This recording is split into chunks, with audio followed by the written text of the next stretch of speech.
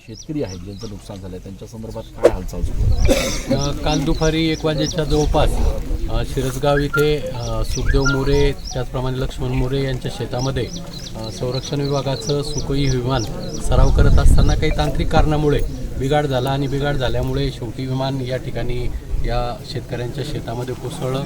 इकडून पूर्वेकडून आपण बघतोय की या पश्चिमेकडे हे विमान या ठिकाणी क्रॅश झालं आणि क्रॅश झाल्यामुळे शेताचं प्रचंड नुकसान म्हणजे द्राक्ष शेती आहे किंवा इथं टोमॅटोची लागवड करण्यासाठी क्षेत्र तयार केलेलं आहे, विहीर आहे, बोरवेल आहे, याचं नुकसान झालेलं आहे आणि त्याचबरोबर शेतीचं नुकसान झालेलं आहे. परंतु जीवितहानी झाली नाही ही आपल्या सगळ्यांच्या दृष्टीने, कारण पायलट हे पॅराशूटच्या साहाय्याने बिचारे त्यांचे प्राण, परंतु एकाला मला वाटतं गंभीर दुखापत आहे आणि दुपारची वेळ असल्यामुळे शेतामध्ये काम करणारे मजूर बाजूला गेल्यामुळे जीवितहानी हा प्रकार झाला नाही, परंतु शेतकऱ्यांचं नुकसान झालेलं आहे. तर मी आत्ताच मगाशी तहसीलदारांशी बोललो, कलेक्टर साहेबांशी बोलून या संदर्भात ताबडतोब जे काय करायचे कारवाई या नुकसानीच्या बाबतीमध्ये ती करण्यासाठी त्यांना सूचना करून आणि मदत कोणी करायची त्याच्यापेक्षा शेतकऱ्याला लवकर मदत झाली पाहिजे.